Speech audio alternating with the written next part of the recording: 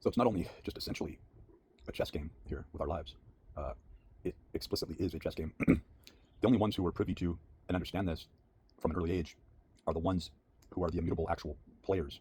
In other words, the knight can only move in an L pattern.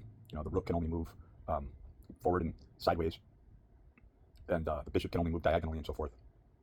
And you have people who set up these factions of self-proclaimed kingship or queenship, but they realize early on that they can't allow the threat of an actual higher tier, higher performing, higher entropy producing, higher sacrificing king or queen into the gravity of their lives, right? So they keep these players suspended around them, and invariably they play this game throughout their lifetime of having pawns, right? So this is why having interpersonal relationships is impossible, because this is how society. When you begin to study the propaganda behind Edward Bernays, and then you meet this with Wilhelm Reich or Pierre Proudhon, mutualism, anarchy, and of course the ideas of this eloptic, oleic, eloptic energy. I have to look it back up. I just did research on him not too long ago again, Wilhelm Reich, but essentially he has this Faraday cage, and he's talking about this sexual energy. And I've been discussing this quite a bit lately as well, but it's both the Freudian aspect of sexuality and the allostatic, or it's like the bioelectrical field of recognition of this is my shape, this is my pattern, this is my persona, and then this, getting back to the chessboard, these are the movements or the gradients that this temporal, carnal, immutable aspect of me must, through a sort of undefined physics, have to comply with certain algorithmic prompts, right? So the answer is you take yourself a screenshot of your chessboard, or you write down the pieces, and you think ahead on every possible scenario, and invariably you're going to have to sacrifice, and you're going to have to think ahead. And this is what gets into the mind game of chess, where you're not going to be able to advance beyond, like, for me, I can't get past a level 4 on playing the computer because I'm not doing this. Whereas I know exactly what I have to do, and it's going to involve thinking three steps ahead, and then as you advance, you have to think 3 to 5 steps ahead, right? You have to already be able to have a plan B, A, B, C, and more. And of course, as I said, sacrifice, make certain sacrifices, and it gets into the psychology, the true psychology of the game, where, okay, if you're thinking 3 to 5 steps ahead, and I'm thinking 3 to 5 steps ahead, and I will not move anything other than these 3 movements, or I'll create some sort of vacillation where I'm just moving a piece back and forth, right, until you get bored and want to break out, and you've thought about. So it also gets into these chunks that we talked about, like the verb charts with idioms and language, where you have this hub or this axiom, and particularly with Spanish, you have these chunks, these sayings that, tal vez, or all sorts of all these attachments to donde and porque, and references to time and location, but many of these translated don't make any damn sense, right? There's too many of them to even name, and these are like blocks in Spanish, right? That can take up a great, or when you attach mi or lo or le onto one single word, to people who aren't studying Spanish and know a little bit about it, they're like, what the fuck is this? I've never seen this word in my life. It looks so foreign, right? So to hone this back in, you have to have this pre-scripted chunk that you'll go into, but those chunks have to be on an academic level in reference to Spanish, like you're at a C2 level, right? You're reading and writing academic papers, and like most English speakers don't understand how to formulate, read, or write, right? Like most people that you talk to in society, in the U.S., you look at people who take their language seriously, take their idiom seriously, who really become involved in their culture, and can trust the fact that there aren't these booby traps, like when we talk about this erotic mathematics or the erotic number systems, where the language itself and the colloquialism is actually an actual trap, a setup, as opposed to the acceptance of how you regard a senior citizen, how you regard family members, how you regard your work associates, right? There's a standard of respect built into the idiom, whereas the explosiveness and the violence that's built into the English language, you might as well be speaking imperative commands all day long. I know that seems like a jump, but we don't supplicate. We think of it as being a sycophant when we are just kind or nice to people, when it's built into the language model that it's not a choice, especially in Spanish, right?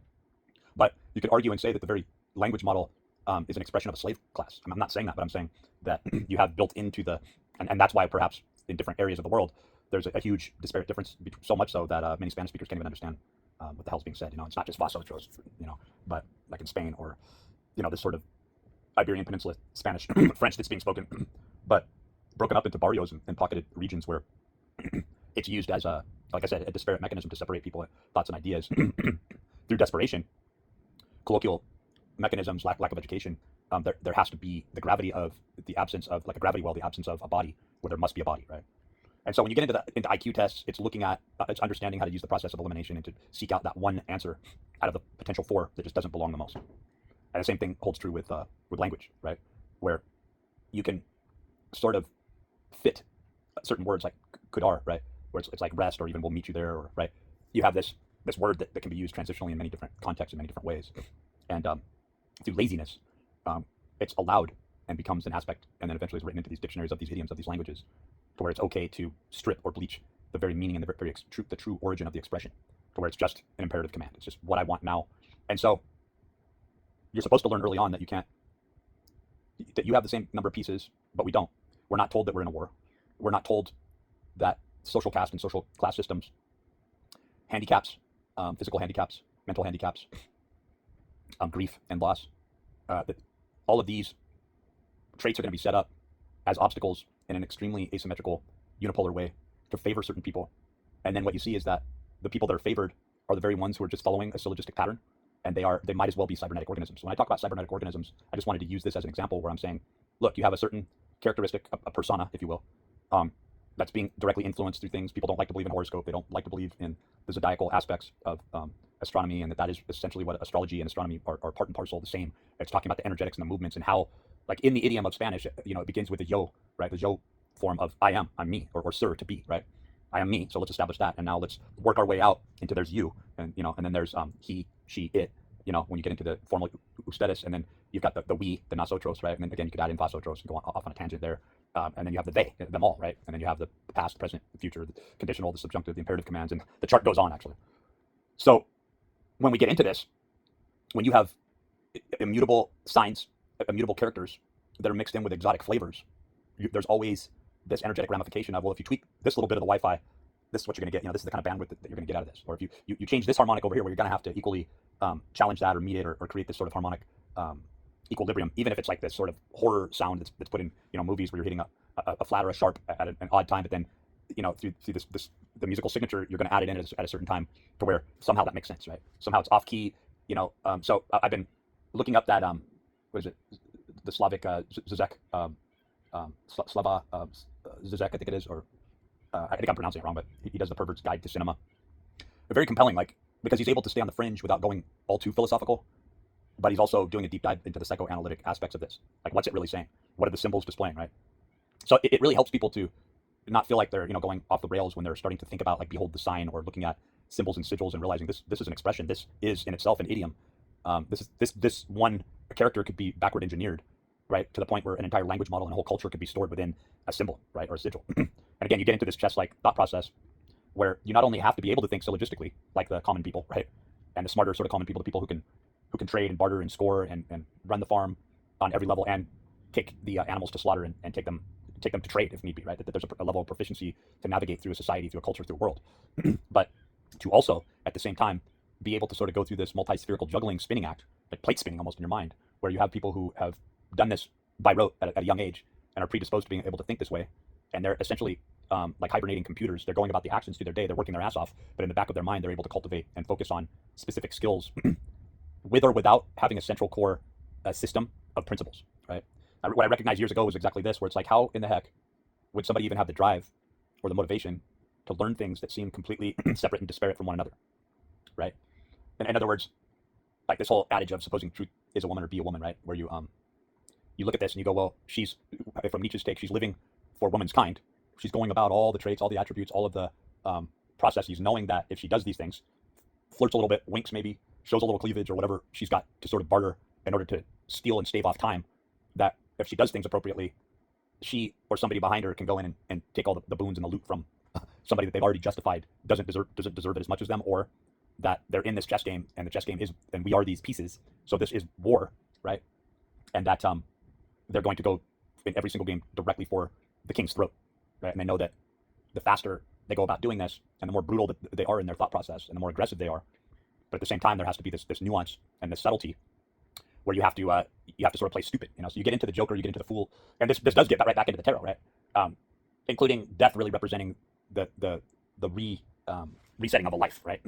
A new game, a draw, or a surrender, but having the pieces in play somewhere else, right? And we run out of these resources. So, long story short, is that society is built in this way, giving certain people those highly necessary steps. If you make one wrong move, you're fucked. And most of us in society have already made a myriad of wrong moves. And we're only being allowed or held in play because we are not psychologically, we are not a proven threat, to the totality of the entropy system or the machine. And at the root of all this is it's a transactional energy storage, but truly an information with a cap, an information storage, a multi-layered quantum informational storage contained unit that is alive and has to percolate and go through the thermodynamic aspects of living and being living flesh, because the information, it's kind of like a singing telegram, right? Where the information has to be delivered, and part of the language is the emotional expression.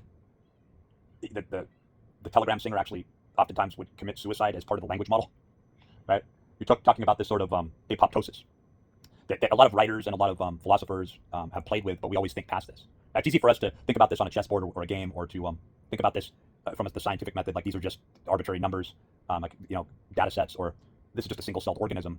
But when we get closer and we see that there are emotions, there are thoughts, there is autonomy, but there's also the strife that we also share with every other living creature on this planet, that we are very defiant and unwilling to accept.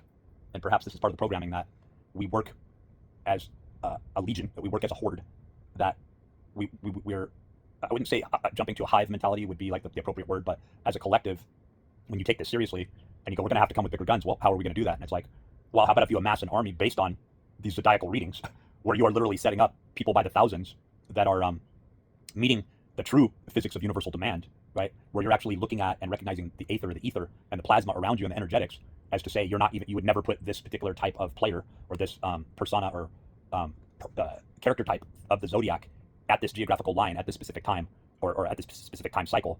And so the odd thing is that studying these charts, there are factions who believed in the same, like when you look at these depictions at different times and different places throughout the world of the same reoccurring, almost rune-like symbols, right? One of them is that swirl, right, that you see.